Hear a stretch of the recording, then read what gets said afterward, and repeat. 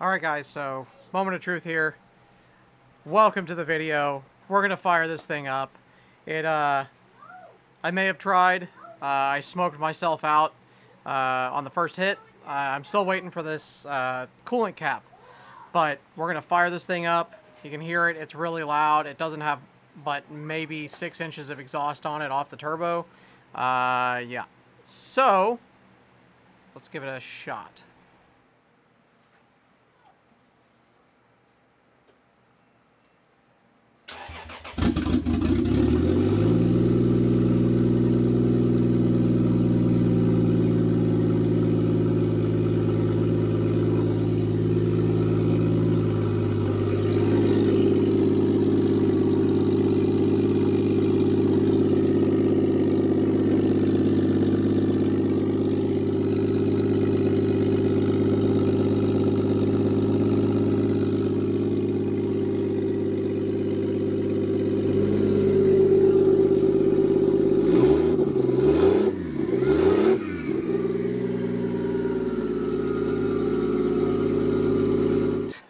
This thing's really loud. But it runs. We still have to do the coolant, top it off, and add the plug in the back where it used to feed the rear turbo for coolant. So we're gonna have to do that. I'm waiting on that from Amazon. I got an HPS. They have like a 4-ply silicone, like an actual really nice cap, so it's not just one of those rubber things from Advance that just fall apart. It's not going to be real easy to get to, so I wanted to make sure that I get something good so I don't really have to worry about it. But I do want to, I'm sure you guys noticed, but I do want to show you what I've done for a little bit of heat management on this thing. Alright, so you guys can see, this is like a shield from DEI, and I use like the factory hook, and then one of the bolt holes in the back, and added a little like washer that you can like crimp onto this stuff. That should help a lot. I put a little bit of the gold foil back there as well in hopes to protect the valve cover a little bit. All of this heat shielding here is, we saw in the last video, I plan to make a heat shield that kind of goes around the back and goes kind of behind and covers up the brake stuff, because, you know, this 4-inch downpipe is pretty big, and then this exhaust manifold is going to be big, and then there's going to be a pipe coming out of here that's going to get recirculated into the exhaust. So there's going to be a lot going on as far as heat. Now I'm going to wrap everything, but at the same time we're going to just try to do as much heat management in this engine bay as possible. I think all that's left right now is to, well, that's not really true. So a few of the things that are left, I'm going to rewrap some of the wiring that was used to be up here, and move some of the other wiring that we don't need that used to go to the back of the engine bay. So I'm going to pull the plug cover and stuff off, because I actually cleaned it up separately when I did the coils. But we need to plumb it for a boost controller, which I'm going to show you guys how to do that. Top up the coolant, and then maybe let it run a little bit longer and see how it does. Make sure we don't really have any exhaust leaks. It's really hard to tell when the exhaust is open like this. I'll tell you what, with the struggle of actually getting this manifold and everything on with the EGTs that I added, I really hope that I don't have any leaks at the cylinder head. Pretty much anywhere else I can basically deal with, but at the cylinder head, I'm going to lose it.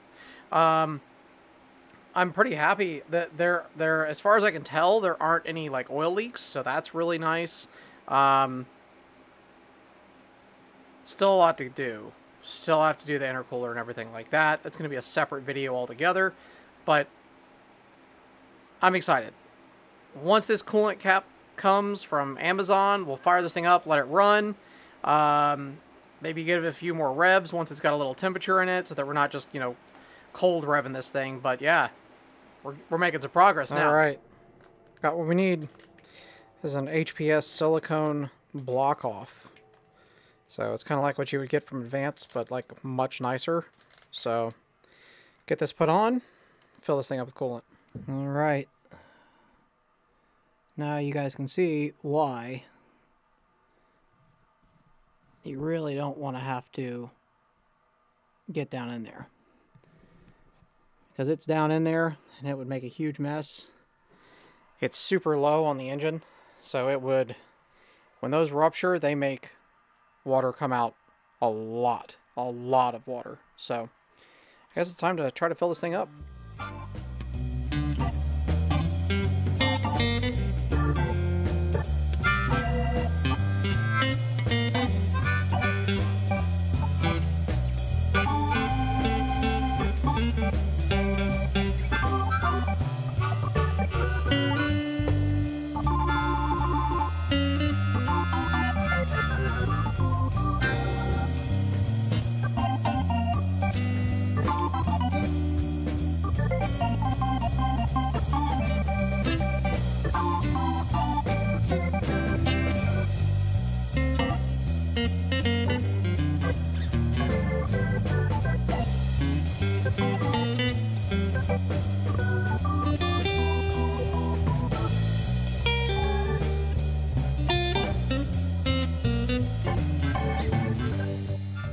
Alright, so typically I would just recommend going to the Toyota dealership and getting unmixed and then using distilled water and etc. etc.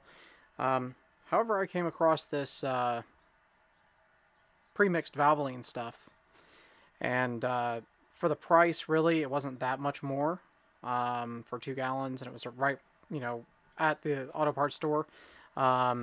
Super high quality, I would say on par with Toyota if they don't make it for Toyota.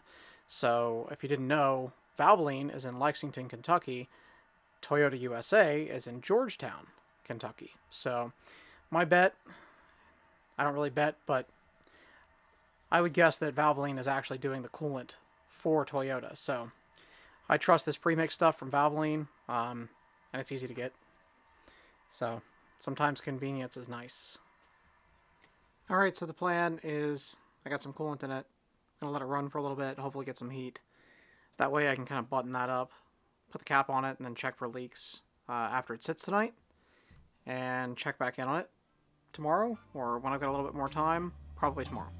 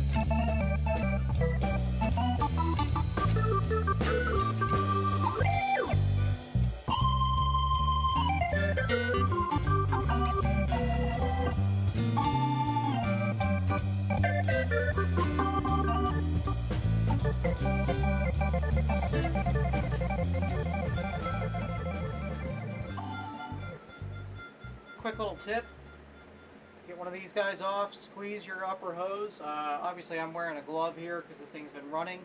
So you're going to squeeze the hose, put it in the hole, let go, and you won't get coolant everywhere.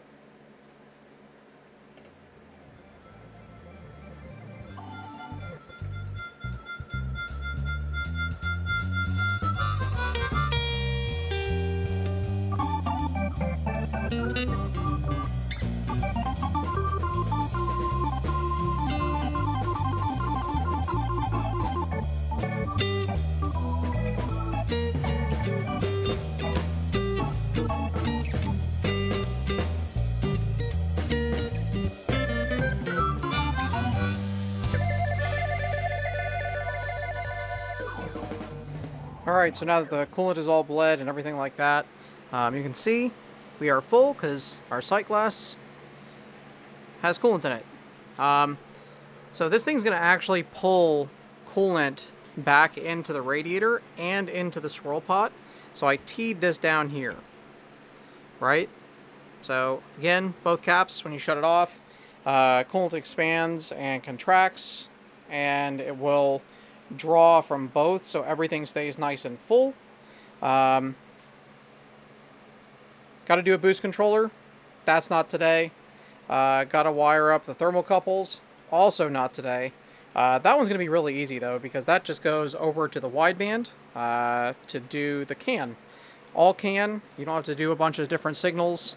It's just 4 wires that go over to the CAN. You see the wideband over there tucked down in there. It's just going to plug into there, and then we'll have EGT information. And yeah. Alright, guys.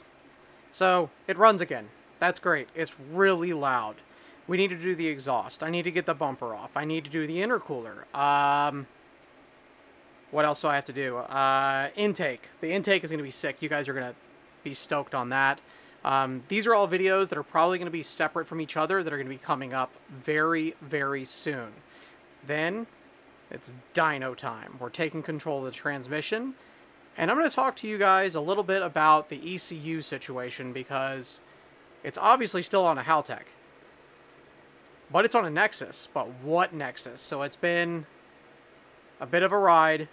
I'm sorry I haven't updated you guys on this thing, but we're going to talk all about it. We're going to be on the dyno.